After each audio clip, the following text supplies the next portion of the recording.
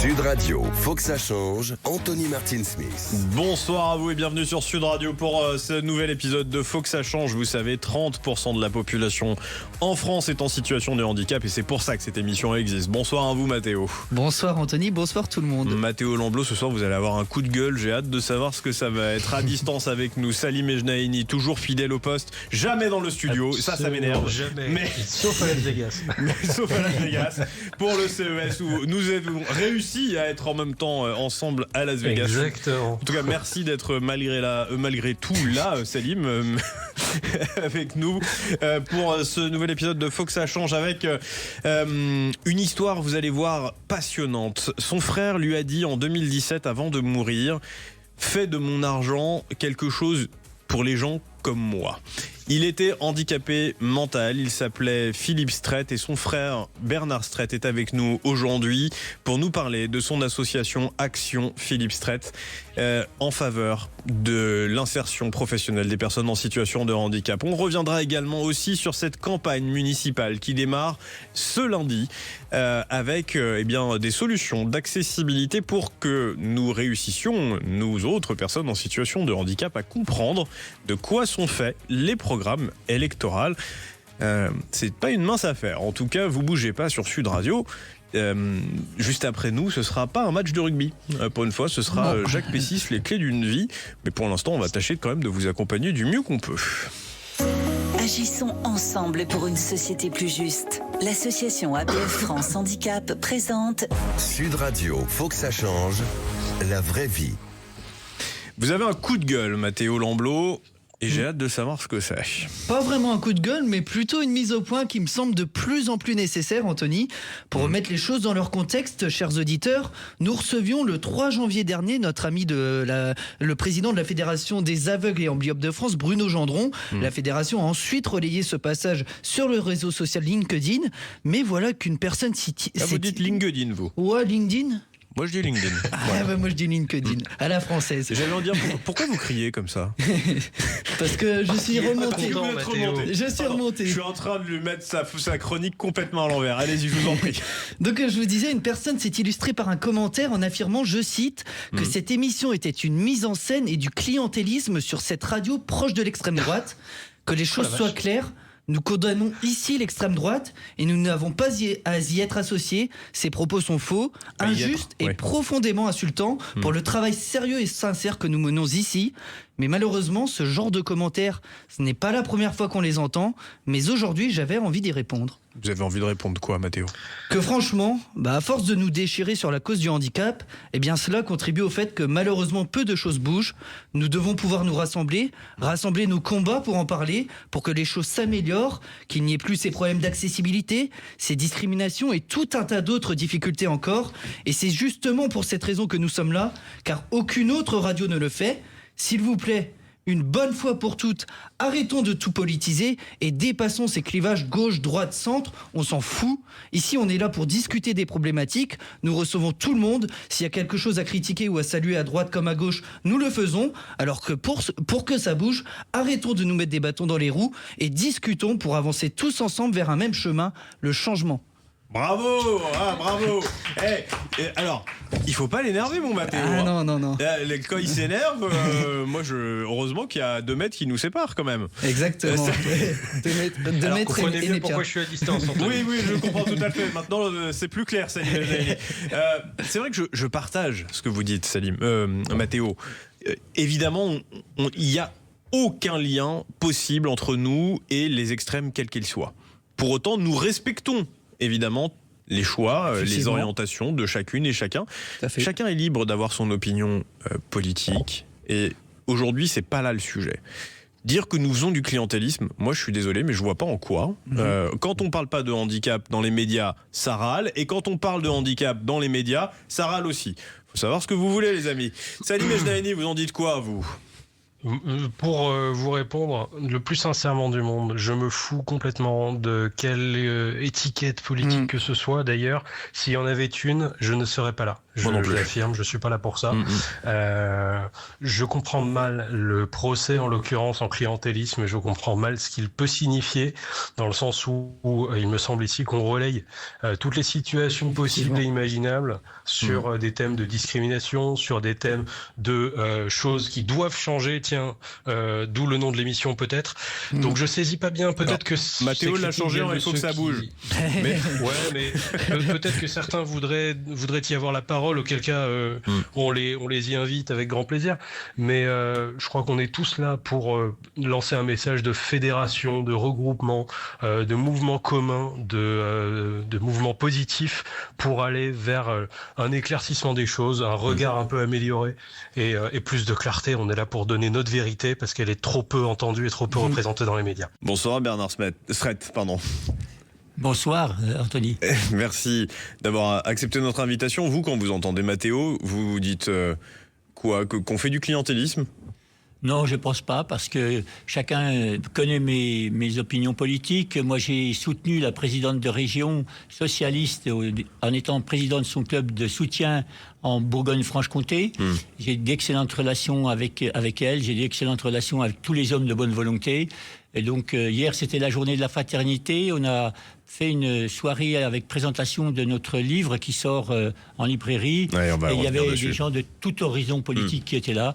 Et je crois que chaque personne ici, et moi je suis invité par des gens, et je ne viendrai pas si vous étiez l'extrême droite, c'est tout, c'est simple. Mais quel que soit l'extrême, en fait, moi je veux même pas caricaturer, parce que vous savez, l'extrême droite, il y a des gens qui en sont convaincus, et je les exclus absolument pas de notre débat et de notre discours aujourd'hui, comme les gens d'extrême gauche. Enfin, peu importe les étiquettes politiques, on s'en fiche, c'est même pas notre sujet, et encore moins chez Sud Radio.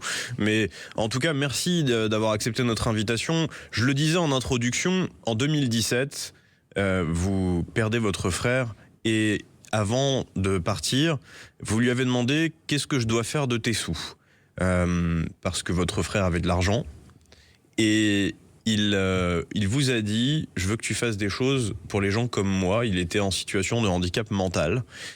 Et comment ça s'est construit derrière, ce cheminement avec ce projet de votre association? Je crois que c'est Action pour Philippe Stret. C'est ça. Et qu'est-ce que fait votre association? C'est tout un écosystème d'ailleurs. C'est impressionnant, moi, quand j'ai vu ce que vous faisiez. Alors effectivement, mon frère a un peu d'argent parce que le souci numéro un des parents qui ont un enfant handicapé, c'est de se dire qu'est-ce qu'il va devenir. Ouais. J'ai fait la promesse à mes parents de m'en occuper, de mon frère. Et quand j'ai eu les moyens, en développant mon entreprise, je lui ai acheté sa maison en viager. C'est ce qui lui a permis d'avoir un pécule. Et donc, mon frère est mort en 2017, comme vous l'avez bien expliqué, et il m'a demandé de faire quelque chose pour les gens comme lui. Donc la première, je me sentais l'exécuteur testamentaire de mon frère. Donc on a acheté un bâtiment de 4 500 Ça, c'est le rôle que vous vous êtes donné, et par votre engagement, votre promesse.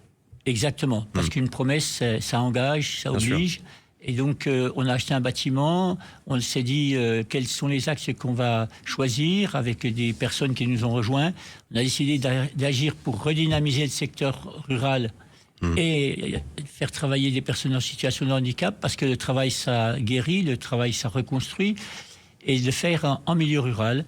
Et donc, on a cherché des activités. On a trouvé une activité dans le domaine de services téléphonie, en faisant du front office, back office, SAV, ADV. On a recruté plus de 80 personnes pour le moment. En situation de handicap. En situation de handicap. Ouais. On a aussi créé une activité plus manuelle en faisant des activités de maroquinerie de luxe, où les gens... font de très belles pièces pour des maroquiniers de grandes marques. De grandes maisons. De grandes maisons. Mais l'originalité de notre démarche, c'est que pour réussir à le faire en milieu rural... Vous êtes dans quel coin? Pardon. Alors oui, tout à fait. J'ai oublié de le dire, on est situé dans le nord Franche-Comté, à peu près entre Besançon et Belfort, à une trentaine de kilomètres à vol d'oiseau de la frontière suisse, dans un petit village de 500 habitants. Ah oui, quand même. Ouais. C'est-à-dire que vous êtes dans un village que les gens pourraient appeler presque bled paumé. Oui. Mais sans injure aucune, quand je dis cela, c'est justement pour voir le décalage entre cet investissement en zone rurale que vous avez fait et la réussite d'avoir recruté d'emblée 80 personnes en situation de handicap. C'est pas du tout là qu'on vous aura attendu. On aurait imaginé que vous seriez rapproché de grandes agglomérations. Oui, d'ailleurs, une partie de l'administration souhaitait qu'on fasse ça dans la ville de Besançon ou de Belfort. C'est ça qui immédiatement saute à l'esprit. Bien sûr. Alors, il y avait des obstacles pour le faire en milieu rural, entre autres l'hébergement, la mobilité, bien sûr, la garde des enfants.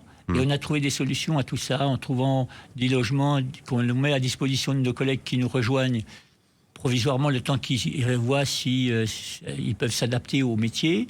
Et puis après, on les aide à trouver des logements dans les centres-bourgs. Un centre-bourg, c'est 1200 personnes. Et puis après, on a acheté des véhicules pour transporter les personnes qui ne pouvaient pas conduire. Incroyable. Et une crèche qui est venue s'installer dans les murs de l'entreprise pour les enfants, pour ceux qui avaient des enfants. Alors attendez, je vais me tourner vers Salim et Jnaini à distance. Salim, ça vous impressionne, j'imagine, c'est un truc comme ça. Moi, je vous connais, je sais que ça vous fait rêver.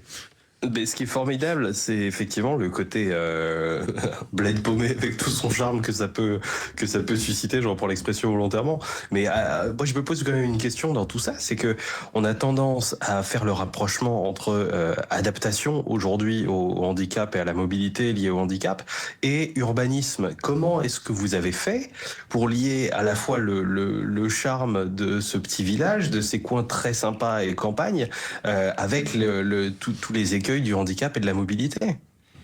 Alors oui, si vous voulez, déjà d'une part dans le bâtiment, tout a été prévu pour que toute personne en mobilité réduite puisse aller dans toutes les pièces et tous les endroits disponibles, que ce soit dans la partie médicale où on a 3 médecins, 4 kinés, un bassin de rééducation, une sage-femme et tout ça est accessible. Après, on a des véhicules pour aller transporter les personnes qui sont adaptées pour ceux qui ont de gros problèmes de mobilité. Et puis, notre réflexion est en permanence accessibilité. Et en milieu rural, je pense que l'accessibilité est moins compliquée à gérer qu'en centre urbain. Parce que presque toutes les maisons sont à plein pied. Je crois que vous avez des leçons à donner à beaucoup de monde, notamment à Paris. On va en reparler juste après la pub. Mais moi, je suis impressionné. Merci en tout cas merci pour à ce tous. moment. On revient juste après avec vous, Bernard Streit. Vous bougez pas sur Sud Radio avec cette histoire complètement folle. L'association pour Philippe Streit, Action pour Philippe Streit. Et j'ai même envie de dire, c'est du Fordisme ce que vous faites. Allez, vous bougez pas sur Sud Radio.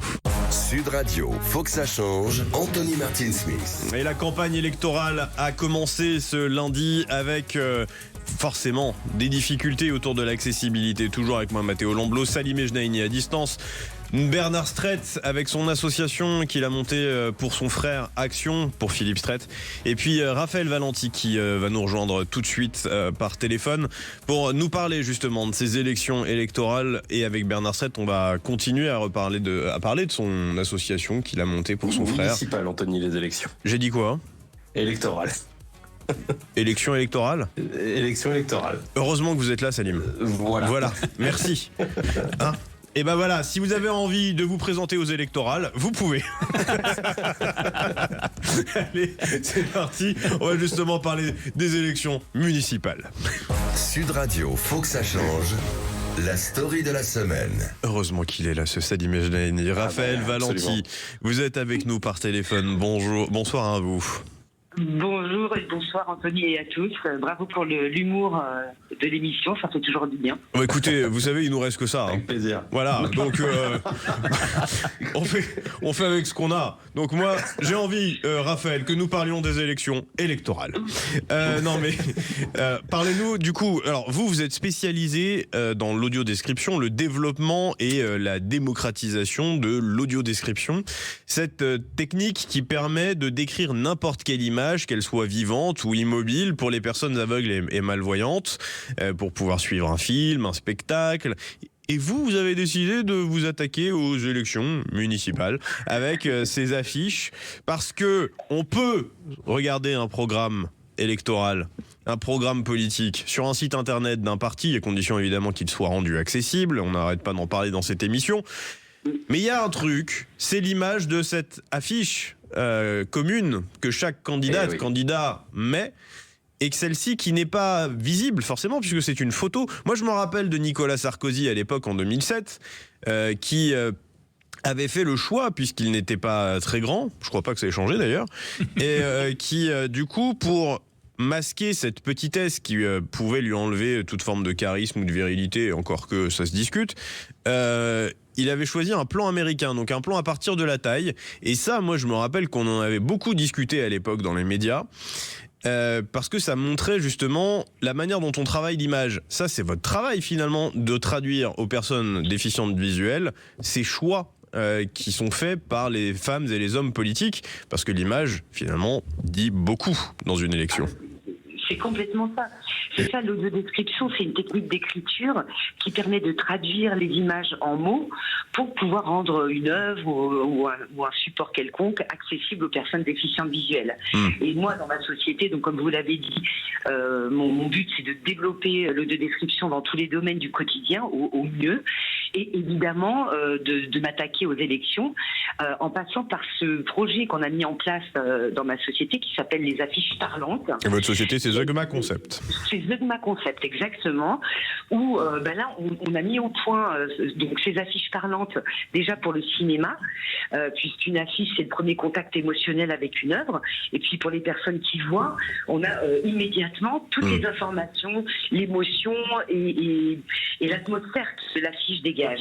Et donc, de la même manière pour les affiches électorales, mon équipe d'auteurs aveugles et voyants peuvent tout à fait faire la description de cette affiche et de ces candidats avec leurs attitudes, leur visage, leur âge, mais aussi le lieu où ils sont, et puis évidemment toutes les informations capitales qui vont être mises, qui vont être mentionnées sur l'affiche ou sur tout matériel de vote utilisé pour leur liste. Salim Ejnaini.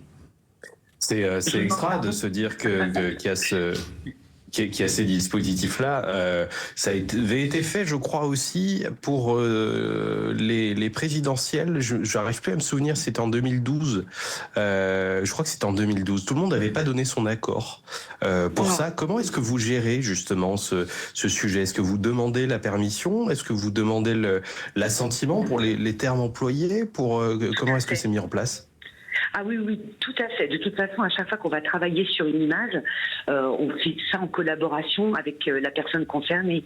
Donc, on va trier les informations, on va les hiérarchiser, mais tout en accord avec la personne. Le candidat va. Vous avez des refus parfois? Oui, vous venez de le dire en plus. Non. Pour l'instant, les quelques personnes, non, parce que c'est important pour les candidats aussi, ceux qui sont vraiment. Puis ce serait peut-être pas entendable que de refuser de rendre son image accessible à un pan de la population. Pour les présidentielles, tout le monde n'avait pas été d'accord. Ouais, mais ça, c'est délirant. Malheureusement. C'est délirant. Ça reviendrait à dire vous êtes avec votre compagne, avec votre maman, Salim, et puis en fait, elle n'aurait pas le droit de vous commenter cette image. Ça n'a aucun sens. Oui, pour autant. Raphaël Valentine. Pardon. Ouais. Allez-y. Excusez-moi. Oui, c'est exactement ce que vous dites. En fait, c'est quoi l'audiodescription? C'est quoi rendre une affiche accessible? C'est tout simplement arriver à une égalité d'information. Ouais. C'est pas plus compliqué que ça. Bien sûr. Ou au moins une équité, à minima, au moins une équité. Bien sûr. Évidemment, c'est tout à fait normal en fait. Écoutez, merci beaucoup Raphaël Valenti. Je rappelle, vous êtes fondatrice fondatrice de Zeugma Concept, cette agence qui développe et démocratise l'audio-description dans toutes les images de la vie. Merci beaucoup d'avoir été avec nous encore et toujours depuis le début de cette émission, Bernard Strett. Avec votre association que vous avez montée pour votre frère suite à son décès. Avant de partir en pause, je vous ai dit c'est du Fordisme. Est-ce que vous êtes d'accord avec ça? Alors, il faut m'expliquer Fordis, qu'est-ce qu'il entend par Ford, pour satisfaire ses employés, pour créer un écosystème, parce que c'était pas qu'une usine qu'il avait montée, c'était un écosystème. Justement, il offrait le logement à ses salariés, il vendait ses voitures à prix quasi coûtant à ses salariés, etc. Et en fait, il avait créé tout un écosystème pour que les salariés aient envie de rester chez lui. Et que l'écosystème soit viable, soit suffisamment construit pour qu'il n'aille pas à la concurrence. Alors il n'y a pas peut-être un danger d'aller à la concurrence parce que votre projet est singulier, mais vous avez, en tant que chef d'entreprise, vous avez considéré l'intégralité de la chaîne pour que les collaboratrices et les collaborateurs, parce que je pense que c'est comme ça que vous les qualifiez, les personnes en situation de handicap que vous recrutez, puissent finalement vivre dans votre écosystème? Alors la différence peut-être avec le Fordisme, après cette explication qui me permet que moi j'avais surtout le travail à la chaîne dans le Qui en faisait Fordisme. partie, mais j'imagine que c'est pas ce que vous faites. Non. Et par contre, l'originalité aussi de ce que l'on fait, c'est que avec mon épouse, on avait un passé d'industriel, mais maintenant depuis 5 ans, on est bénévole et c'est l'association je suis président de l'association et c'est l'association qui détient les entreprises adaptées. Donc on n'a pas d'intérêt économique dans cette démarche. Par contre, ce que l'on souhaite, c'est vraiment créer toutes les conditions pour que les gens se reconstruisent par le travail et de mettre tout le nécessaire pour qu'ils trouvent confiance en eux et avec des valeurs qui nous sont chevillées au corps, c'est de bienveillance, de patience, d'exigence, d'écoute, pour que ces personnes, tous les jours, sortent un peu de leur zone de confort pour aller dans une zone de tension, un petit peu, pour améliorer toujours leur zone de confort et être capable de vivre au milieu des autres comme des personnes normales. Est-ce que l'objectif, c'est qu'à terme, ils aillent dans le milieu ordinaire? Alors, c'est normalement le souhait de l'administration dans ces entreprises adaptées, c'est que ces personnes ressortent et aillent dans un milieu ordinaire. Mais on avait eu le plaisir de recevoir la ministre de l'handicap chez nous, et elle nous posait la même question que vous, Anthony. Et je lui avais dit, est-ce que vous passez facilement, Madame la ministre, de la douche chaude à la douche froide? C'est-à-dire que quand vous êtes dans un milieu aussi bienveillant... Elle peut vous en parler, hein. Elle vient de dire qu'elle retournait à la députation. Elle passe de ministre à député. Oui. Et donc, si vous voulez, quand on souhaite et on encourage les personnes à pouvoir partir, mais l'environnement est tel, alors c'est toujours gênant pour moi de l'évoquer, mais ils ne souhaitent pas partir, bien sûr. Quelles sont les évolutions parce que, bon, on a compris, vous faites de la maroquinerie, vous faites du front office, back office avec un service de téléphonie, mais je sais que vous avez fait évoluer le modèle. Oui, parce que à l'origine, mon frère, qui donne le coup d'envoi de cette belle aventure humaine, est un garçon qui a un handicap mental. Et jusqu'à aujourd'hui, on n'a pas pu recruter de personnes avec un handicap mental. Et après réflexion, analyse, on a décidé de recruter des personnes avec handicap mental en créant un restaurant, une salle de spectacle, et puis d'avoir des personnes avec handicap mental qui soient aux cuisines et qui soient au service. Incroyable. Donc on aura des repas le midi et puis des repas spectacles le soir, avec une très grande salle qui peut accueillir 600 personnes assises ou 800 personnes debout. Et l'originalité, en plus de recruter des personnes en situation de handicap, ça permettra d'acculturer une grande partie de la population au handicap. Oui, parce absolument. que si vous venez voir un spectacle de qualité et passer un moment agréable en famille, eh bien, vous verrez des personnes qui ont un petit quelque chose en plus, comme on dit, qui viennent vous servir à table et ça vous fait découvrir le handicap. Vous savez quoi, Salim Ejnaini, on va aller faire une émission depuis chez Bernard, s'il en est d'accord. Ah, Ça serait écoutez, génial. évidemment. Et ça rejoint ce que j'allais vous dire, c'est qu'il y aurait des leçons à tirer de la part de tous les industriels, capitaines d'industrie, etc. Savoir comment adapter leur milieu et comment justement accroître leur productivité par justement le fait d'accueillir tout le monde. C'est génial. Non, c'est très rafraîchissant ce que vous nous racontez ce soir, Bernard Strett. Vous avez aussi parlé de votre bouquin. Rapidement, dites-nous-en encore un peu plus. Alors, avant qu'on clôture ce chapitre d'émission. On a toujours le souci d'agir et de témoigner, parce que je pense que c'est ce qui fait bouger les lignes.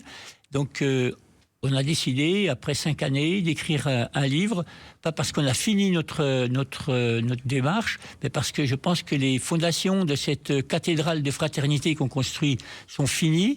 Et donc, on a écrit un livre de 280 pages qui relate toute cette histoire et comment on a construit ça avec nos collègues. Eh bien, merci Bernard Strett. Je rappelle, vous êtes fondateur de cette association Action pour Philippe Strett, en mémoire votre frère qui vous a confié finalement son argent pour en faire bien des choses positives. Et combien vous en avez fait pour les personnes en situation de handicap. Et puis avec votre compagne également, que vous portez ce projet. Et puis merci à Raphaël Valenti, vous êtes fondatrice de l'agence Zeugma Concept. Au revoir Salim Ejnaini, bonne soirée à vous, merci beaucoup d'avoir été là. avec nous. Mathéo Lamblot, à la semaine prochaine. À la semaine prochaine, Anthony. Et puis, avec quoi? Un coup de cœur, un coup de gueule? Chaque semaine, maintenant, c'est un peu la surprise et le loto. Ça dépendra de mon humeur. Vous bougez pas sur Sud Radio. Jacques Pessis, les clés d'une vie à suivre sur Sud Radio.